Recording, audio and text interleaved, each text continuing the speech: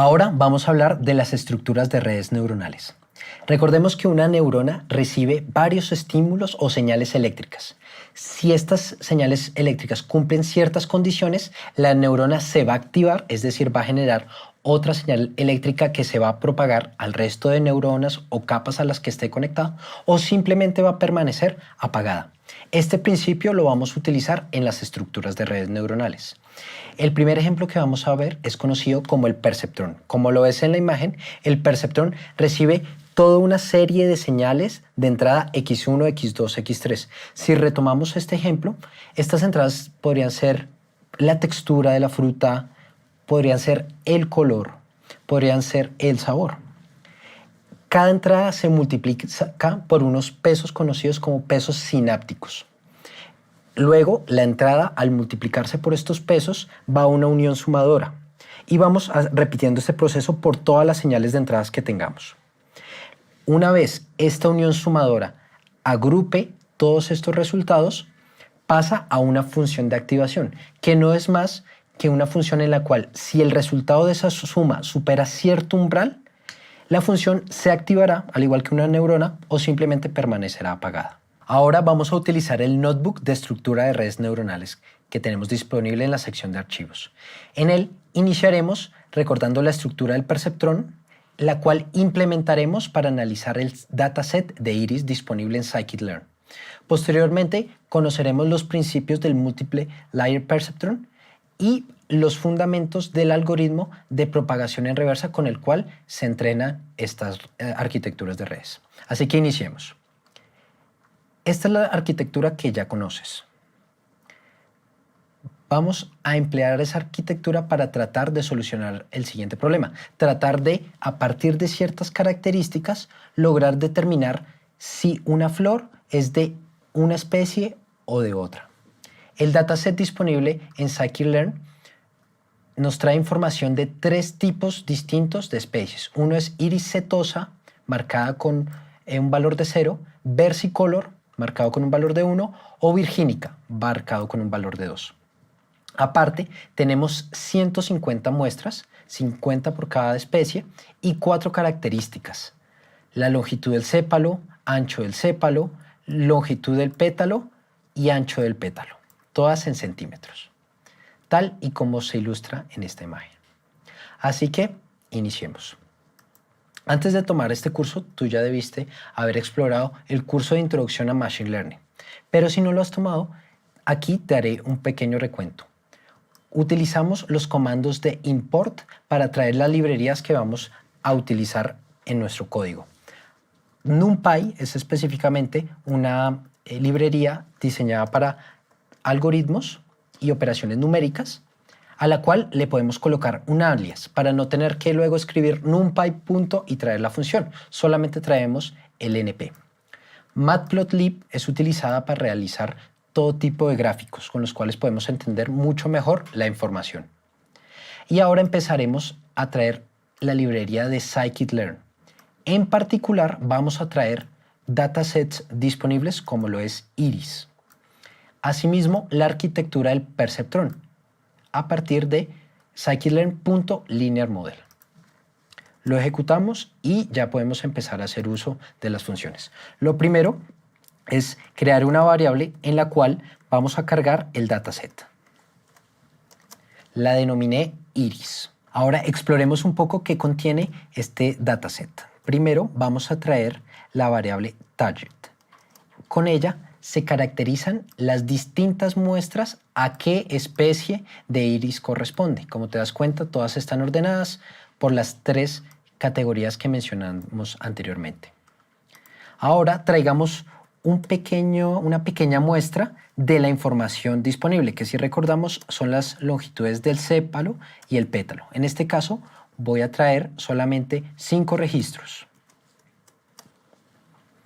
Mira, aquí están los tamaños en centímetros de las distintas especies. En este caso, este primer registro corresponde a este tipo de iris, que si recordamos es una iris setosa. Ahora intentemos graficar un poco la información que tenemos disponible. Para ello vamos a crear una variable temporal y vamos a traer solo un dos variables que tenemos disponibles. En este caso, vamos a traer la longitud y el ancho del pétalo. Esto basta simplemente traer los índices de la tercera y cuarta columna del dataset.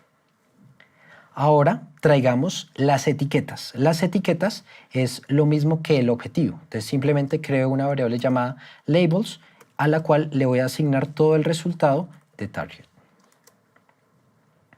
Empecemos a graficarlo.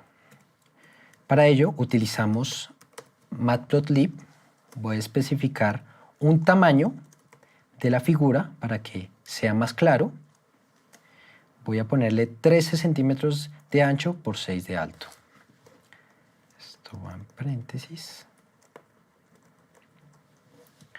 Ahora, vamos a crear un diagrama de dispersión que toma las dos variables, tanto el largo como el ancho del pétalo. Entonces podemos hacer uso de la función scatter. Vamos a traer los datos de la variable que hemos creado, data.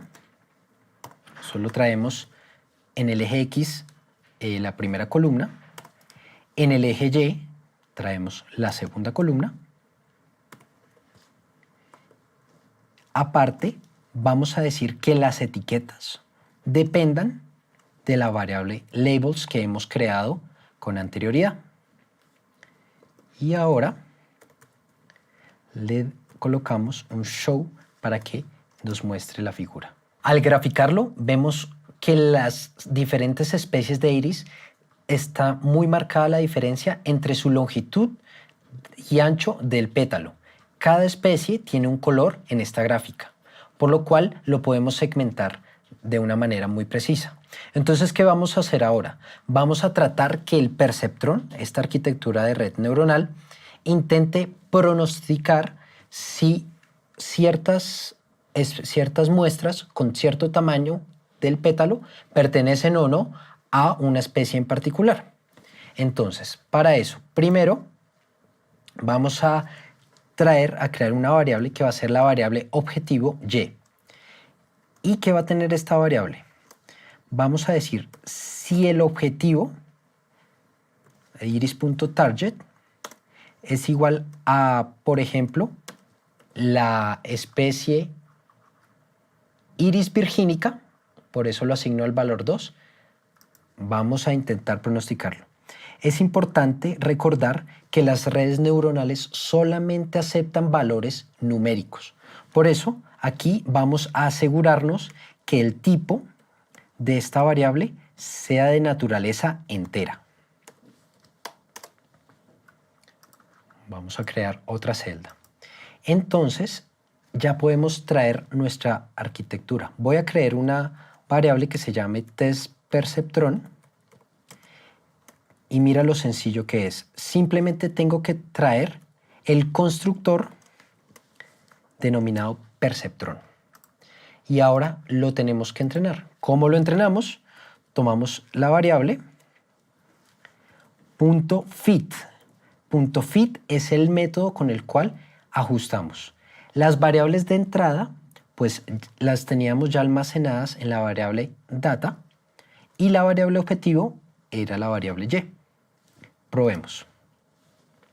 Aquí te salen las características con las cuales quedó entrenado nuestro perceptrón. Ahora evaluemos un poquito su desempeño. Creemos una variable y1 de predicción y vamos a decir, vamos a utilizar el testPerceptron que ya está entrenado, vamos a utilizar el método conocido como predict para predecir. ¿Y qué muestra le vamos a colocar? Vamos a colocar, por ejemplo, una especie que tiene una longitud de 5,1 centímetros y un ancho de 2 centímetros. Y vamos a imprimir qué resultado nos indica el perceptrón. Vamos a decir, la predicción número 1 de este perceptrón es Y1 pred. Ejecutémoslo. En este caso nos están diciendo que la muestra con estas características debería corresponder a la especie número 1, en este caso, Iris versicolor. Probemos otro ejemplo más. Vamos a repetir la misma estructura solamente que con otros valores. Por ejemplo, 1,4 y por ejemplo 0,2. Simplemente voy a cambiar la variable. Voy a decir que es un Y2. Esta correspondería a la especie número 0. Hasta este momento hemos utilizado el perceptrón para resolver un problema muy particular. Tomar una muestra, la longitud y ancho del pétalo para clasificar si pertenece a una especie u a otra. Este tipo de arquitecturas funcionan para este tipo de problemas que son sencillos, tienen una diferencia lineal muy clara, pero cuando el orden de magnitud, es decir, la complejidad de los datos, existen datos muy entrelazados entre ellos, este tipo de arquitecturas se quedan cortas. Para ello vamos a conocer el Multiple Layer Perceptron. Utilizar varias capas de esta misma arquitectura para que cada capa empiece a aprender alguna característica en particular y a la larga podamos abstraer un patrón mucho más complejo. En este ejemplo utilizamos solamente estas dos variables, el largo y el ancho del pétalo, que si recordamos la imagen corresponden a estas dos características. Pero tenemos otras dos características que no hemos explorado.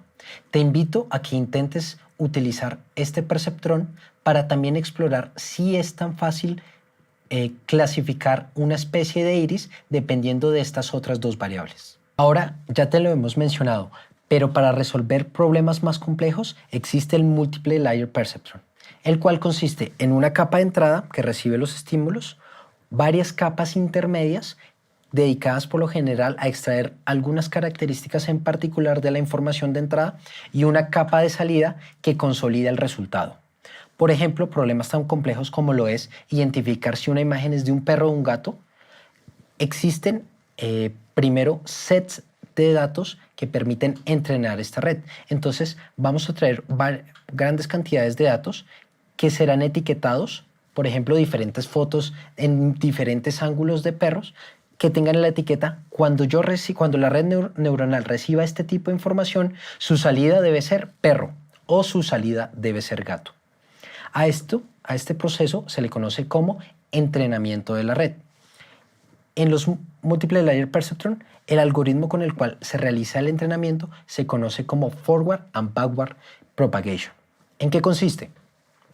Se reciben todos los estímulos de entrada en la capa de entrada y poco a poco se van propagando por el resto de capas intermedias hasta la salida. En este ejemplo recibimos un dígito que en este caso debe corresponder a un 9.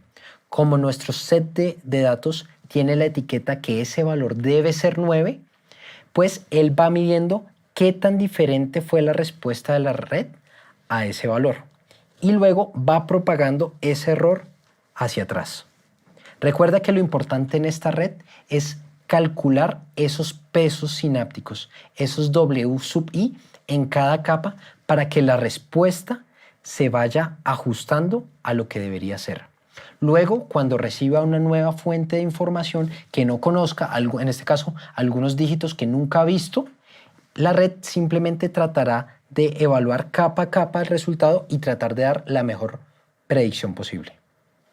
A este tipo de aprendizaje se le conoce como aprendizaje supervisado, en el cual nosotros recibimos un set de información y tenemos unas etiquetas para cada set de información. Con esto, la red aprende cuál debería ser su respuesta y cuando reciba información desconocida, él ya sabrá a qué debe ajustarse. Esto es similar a cuando nuestros padres nos indicaban que esa fruta de color amarillo era un banano. Ahora podemos continuar con las siguientes fases del curso para seguir evolucionando en el entrenamiento de redes neuronales.